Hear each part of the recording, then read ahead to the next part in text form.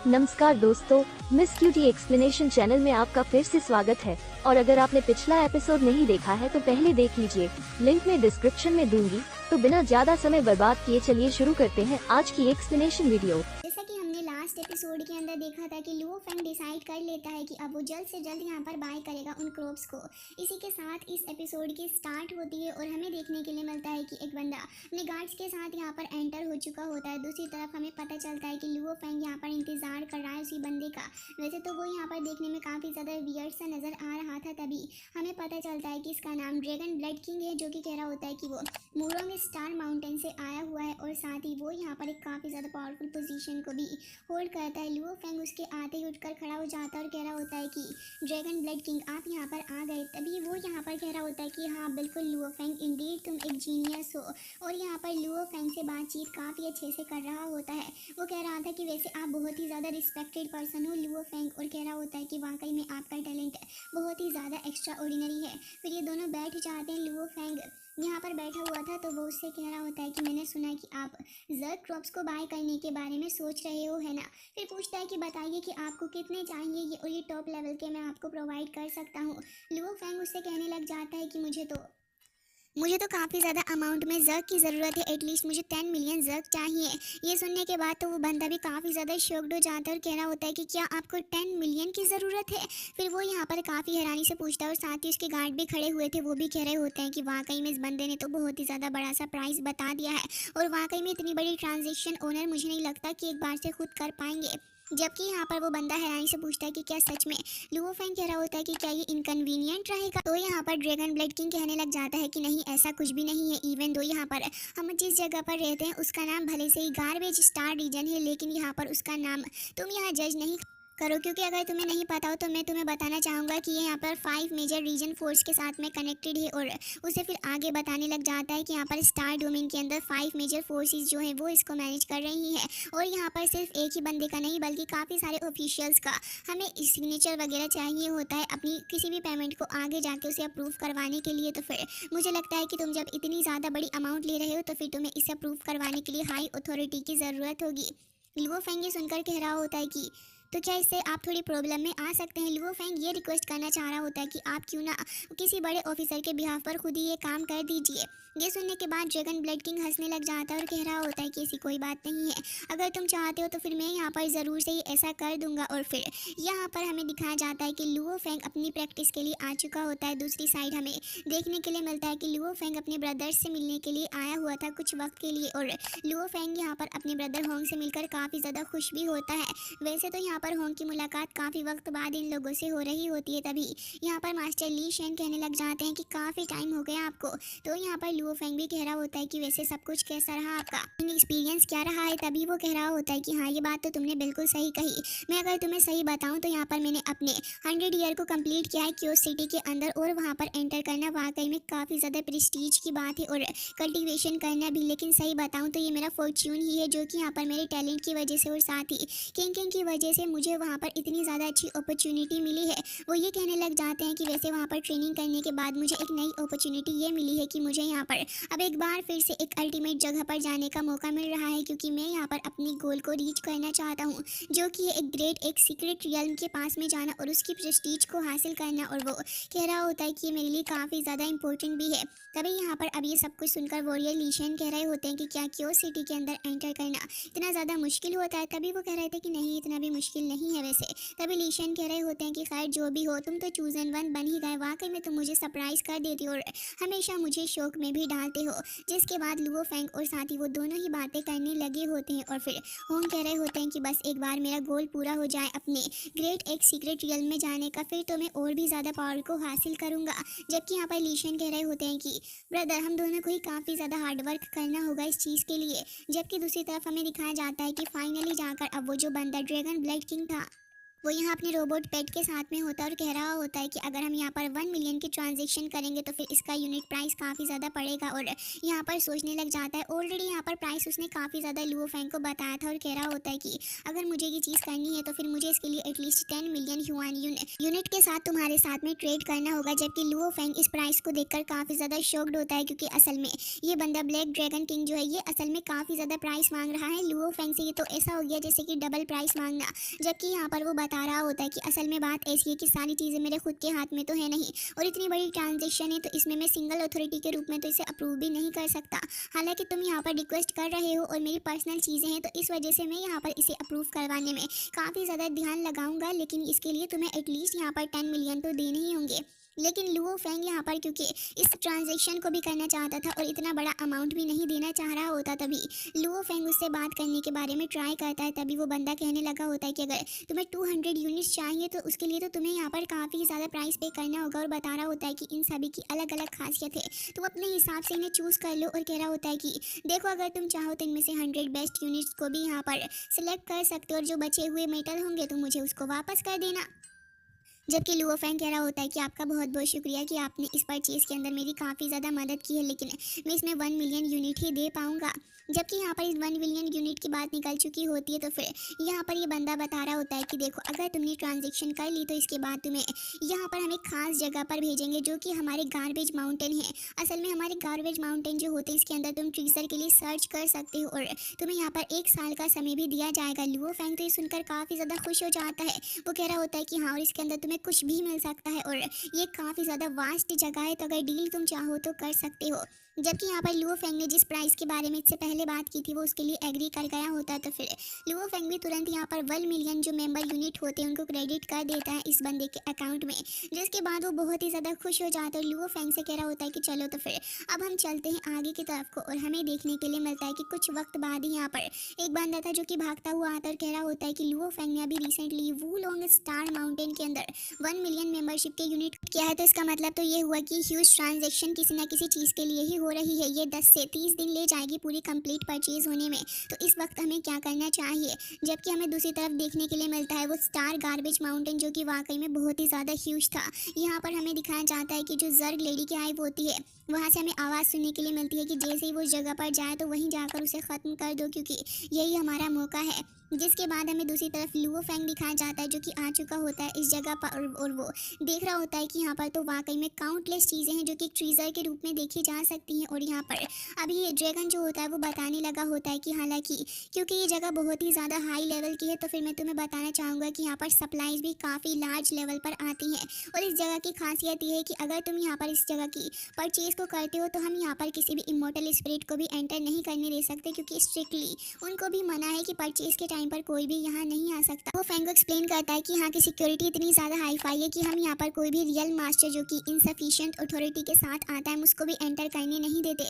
Luo Feng को तो अपने सामने बसी गुड चीज़ें ही दिख रही होती हैं जिन्हें वो हासिल करना चाहता था, और कह रहा होता है कि ठीक है, तुमने सही कहा। फिर यहाँ पर वो बंदा कह रहा होता है कि वैसे तुमने अपने पास में जिसको छुपाया हुआ है लाओ, तो फिर तुम मुझे उसे तो कुछ वक्त के लिए सौंप दो।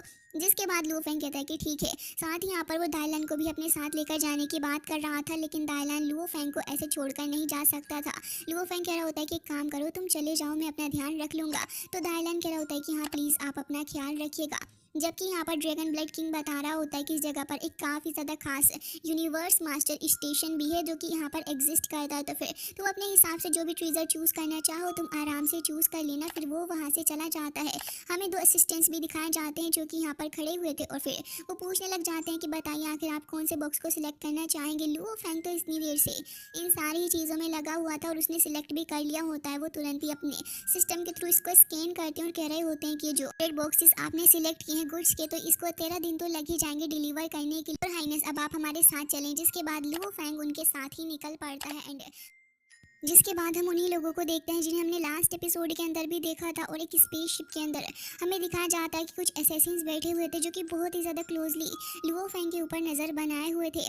तभी उनमें से एक बंदा काफ़ी ज़्यादा ध्यान से लुओ फेंग की तरफ देख रहा होता है, और बाकी सारे असैसिन्स भी यहाँ पर मॉनिटर कर रहे होते हैं। इवन वो यहाँ पर लुओ फेंग के इस प्लान को ख़त्म करना चाहते थे, और तभी उनमें से एक चिल्लाकर कहता है कि ब्रदर जल्दी यहाँ पर आओ, कुछ तो यहाँ पर हो गया है। और कह रहा होता है कि जल्दी से यहाँ पर आ ही जाओ। जिसके बाद उसकी बात सुनकर यहाँ पर सात बातों के ऊपर अटेंशन देने लगे थे, तबकि उनमें से एक बंदा उठकर आता है और दूसरी तरफ को चला गया था। दूसरी तरफ हमें लुओ फैंग को देखने के लिए मिलता है, जिसे यहाँ पर प्रिविलेज मिली हुई थी कि वो कुछ खास एरिया के अंदर यहाँ पर सर्च कर सकता है अपने 200 यूनिट्स ऑफ क्रॉप्स को, जिसके चलते यहाँ पर लुओ फैंग देख रहा होता है काफ़ी सारे जग के टाइप को। तभी उनमें से उसे एक बहुत ही ज़्यादा बड़ा सा टाइप दिखता है जग का, जिसके अंदर बहुत ज़्यादा जग्स मौजूद थे। लुओ फैंग जैसे चट्टान जैसे कोप्स के इस पहाड़ को देखता है तो फिर लुओ फैंग इसे कुछ वक्त के लिए देखता ही रह जाता है। फिर इसे एनालाइज करने लगा था और कह रहा होता है कि इसके अंदर तो काफ़ी ज़्यादा हाई स्पीसीज़ के बेटल्स भी हैं और मुझे लग रहा है कि ये वाला जो हिस्सा है वो मेरे लिए काफ़ी ज़्यादा सही रहेगा। और कह रहा होता है कि इसे तो मैं अपने पास ज़रूर से ही रखूँगा, क्योंकि ये वाला यूनिट जो है अगर मैं इसका इस्तेमाल करूँगा तो 20,000 हाई लेवल के जग को डेफिनेटली मैं यहाँ पर अपने पास में रख सकता हूँ, जिससे कि लुओ फैंग की आर्मी और भी ज़्यादा स्ट्रॉन्ग हो जाएगी। जिसके बाद उनमें से एक कहता है कि सर वो देखिए वो एक और गार्बेज माउंटेन है, तो क्या आप वहाँ पर चलना चाहेंगे? तभी लुओ फैंग इसके बारे में सोचने लग जाता है और कह रहा होता है कि वैसे वो लोग स्टार माउंटेन के अंदर तो काफ़ी सारे ट्रीजर हैं, लेकिन लुओ फैंग इसके लिए मना करता है और कह रहा होता है कि नहीं, इसकी कोई भी ज़रूरत नहीं है। जबकि दूसरी तरफ हमें वही असैसिन की शिप देखने के लिए मिलती है, जहाँ पर उनमें से एक बंदा जिसका नाम मिस्टर के होता है वो कहीं उठकर जा रहा था। तो फिर उसका साथी पूछने लग जाता है कि मिस्टर के तुम कहाँ पर जा रहे हो? तभी वो कह रहा होता है कि मैं यहाँ पर बैठे बैठे बोर हो चुका हूँ, तो फिर मैं यहाँ बाहर जा रहा हूँ और अपना लक ट्राई करने के लिए मैं यहाँ से चला। जबकि उसका साथी कह रहा होता है कि अच्छा ठीक है फिर चले जाओ, और याद रखना कि जो भी करो थोड़ा ध्यान से करना। जिसके बाद वो कह रहा होता है कि हाँ हाँ ठीक है, और हमें पता चलता है कि वो बंदा वहाँ से निकल जाता है। जबकि दूसरी तरफ लुओ फैंग को देखते हैं जो कि यहाँ पर इन कोप्स को भी अपने पास में रख लेता है, और अब ये लोग अपने नेक्स्ट बैच की तरफ चले गए थे उसको ढूंढने के लिए। अब ये लोग यहाँ पर दूसरी तरफ जैसे ही मॉनिटर कर रहे होते हैं तो काफ़ी ज़्यादा जोश खरोश में थे और समझ नहीं आ रहा होता कि आखिर ये लोग ऐसा रिएक्ट क्यों कर रहे हैं। जबकि हमें देखने के लिए मिलता है वो बंदा मिस्टर के वो यहाँ पर फ्लाई करता हुआ जा रहा था और कह रहा होता है कि तुम यहाँ पर 9 ड्रम्स को कंट्रोल करने की कोशिश कर रहे हो, मैं यहाँ पर उससे पहले ही तुम्हें तबाह कर दूंगा, जिससे कि तुम यहाँ पर इन सारी चीज़ों की आगे बढ़ने के बारे में सोचोगे ही नहीं। और ये कहने के बाद वो और भी ज़्यादा तेज़ी के साथ में फ्लाई करता हुआ जा रहा होता है। वैसे तो यहाँ पर आसपास साथ पर नज़र रखने के लिए पूरा इंतजाम था, लेकिन देखने वाली बात तो ये थी कि वो बंदा इन सभी चीज़ों से बचते बचाते चला जाता है।